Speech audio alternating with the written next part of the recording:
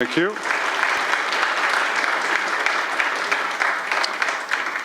I have Councillor Collins. Councillor Collins?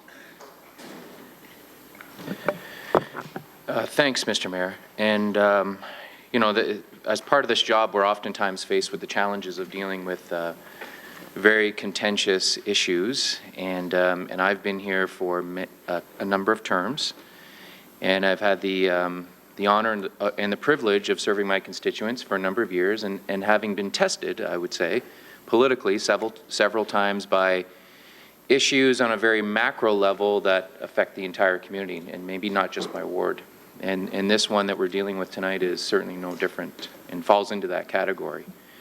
And, you know, I could point back to Red Hill that was constructed through our ward at the time. As you recall, we were ward mates. Mm-hmm. And it certainly wasn't an easy process to go through because we had a split in our ward. Our constituents were the most affected by it, and I think if we look back, we would say that by and large, the bulk of the opposition came from those wards that bordered the valley, that included our own. And no different for the stadium, certainly, in terms of dealing with that. And, you know, had you polled people at the time, and we didn't have a poll at that time, but had you polled people in the neighborhoods across the city, you would find a very eclectic mix of responses and levels of support for one site or the other, or in some cases, no support at all for a stadium. And so certainly not easy to deal with issues along those lines, and I guess you could probably include amalgamation. So LRT falls into that category, and there are certainly no easy answers when it comes to dealing with the LRT project. We're also forced at times to make decisions that on a very micro level or at a ward level, you know, certainly test our political patience, if you want to call it that, in terms of making decisions that where you have a divided community. And I went through that with the beach waterfront trail. As you recall, for members that were here at that time, we had petitions from the beach community that said, you know, there's a portion of them that wanted it, thought it would do good things for the neighborhood and would do good things for the city, and there were a portion of people who were against it. And we're forced to make, under those trying circumstances, very tough decisions, especially when we have a split. As you know, for me, I've criticized this process and certainly the project from the perspective of that no one really came into this term with a mandate to go forward with this project. And hold on. Thank you. Dad. My relatives are here. Thanks, Mom. Sorry, Gabe. No disrespect. So you know, I've been very clear in terms of I still think that you know, putting this to a referendum is the best route to take, because I think we get a clear and concise opportunity to view where the community is. But I know that that's not in the cards in terms of where council sits. We know the interpretation that we received in terms of the 2/3 majority.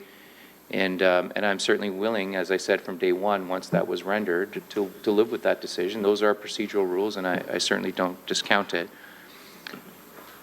And I didn't take part in the poll that was conducted recently, and I know there's been a lot of criticisms and a lot of support for the poll, depending on what side of the equation you're on, in terms of whether or not it was an accurate poll. I don't dispute the fact that the poll that was taken was a very accurate one. It's a national firm that's done polling in other areas.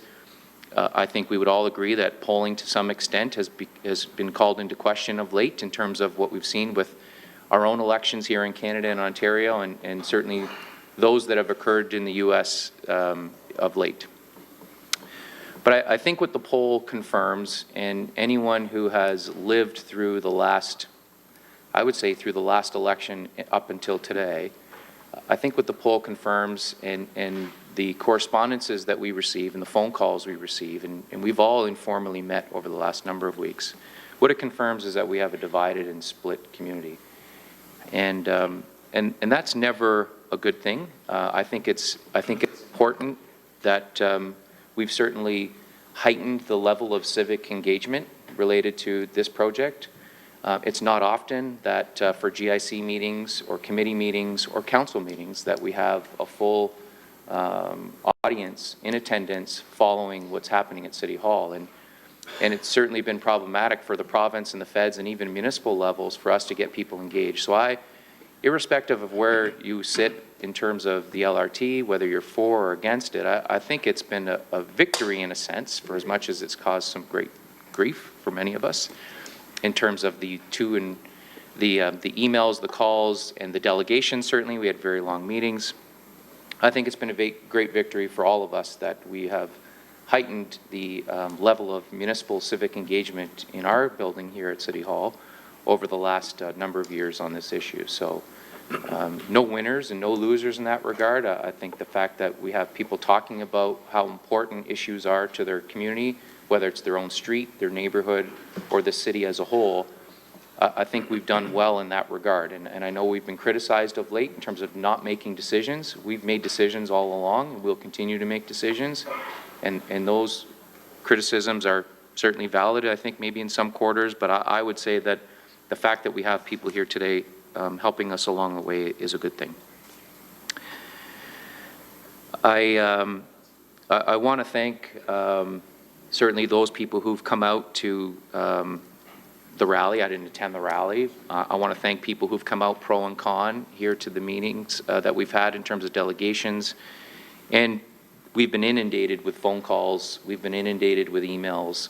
And, you know, all of us are in the community in our personal lives. And so whether you're getting your hair cut, you're going to the grocery store, or whether you're picking up your dry cleaning, you're not escaping this issue anywhere. Unless you're sitting in your basement watching TV and your family's not talking about it, you're hearing about LRT everywhere, for good or bad. But at the end of the day, we have a split community and we have a split council. And it has an effect on all of us as individuals. And I think lost in much of what's gone on, and I think Andrew referenced this a little bit in his column recently, and I've had a conversation, more than one, with every single person around this table in terms of what's gone on over the last year and a half.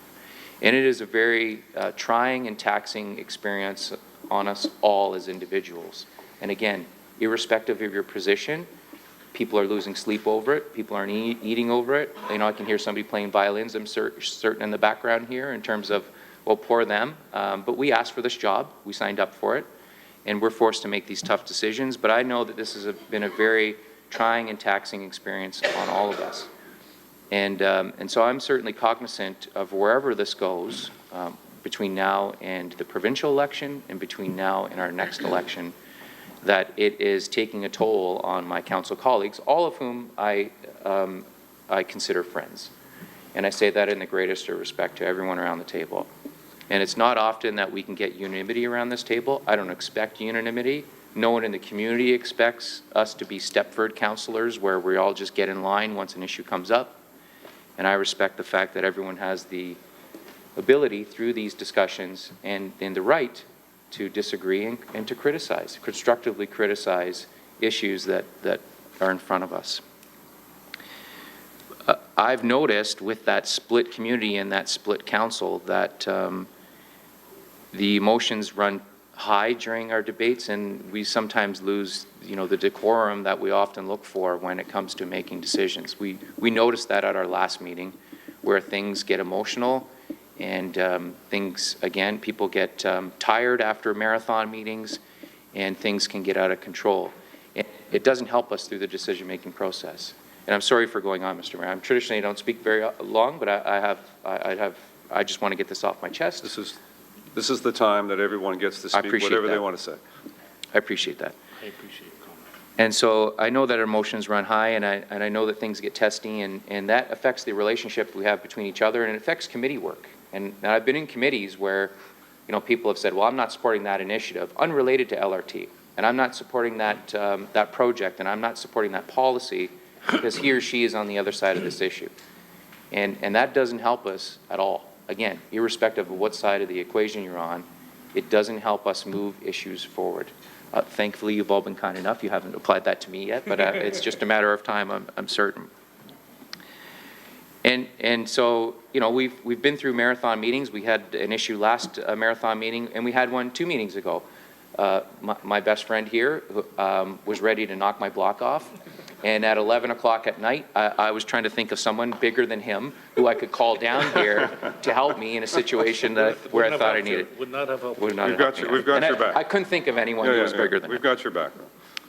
So I say that, you know, it's sort of tongue in cheek, but, you know, this has become a very personal issue for all of us. And because we have split wards, and again, back to that poll, you know, you can dispute the findings of the poll, but we all recognize that the community is split. I don't care what area of the city you represent, whether you want to say that it's a 60-40 split, whether you want to say it's 65-35, whether you want to say it's 50-50, every area of this community has almost a different opinion, neighborhood by neighborhood, street by street, house by house. And so that certainly doesn't make the decision-making process any easier.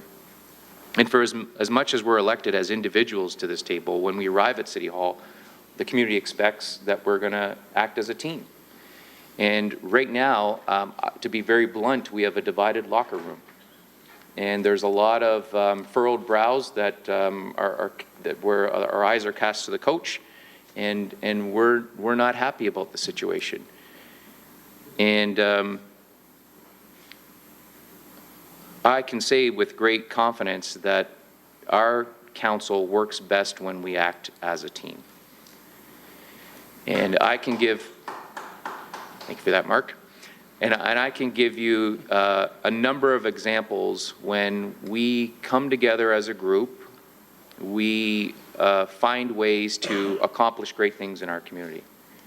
And that would apply to, I would say, the last 5 or 6 budgets that we've passed. We've passed some of the lowest tax increases in the province, and because of that, we're a more affordable city and we're more competitive for it. We are on the verge tonight of passing our housing strategy, which will help hundreds, if not thousands, of people in this community, and I think goes beyond where the feds and the province are. We have resolved round 1 of area rating. We have resolved our waste issues. And I just say that in the context of the fact that we have done tremendous things when we act as a group. And many of those items I just rhymed off, we were unanimous. I mean, we were collectively around the table, every single person bought into the fact that on those issues, we were doing good things. But I come back to the split.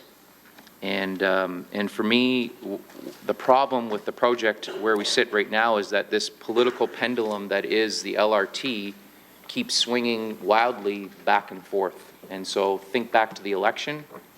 I think we probably still had a split community. There were 3 mayoral candidates that had different opinions. We went through that. We all took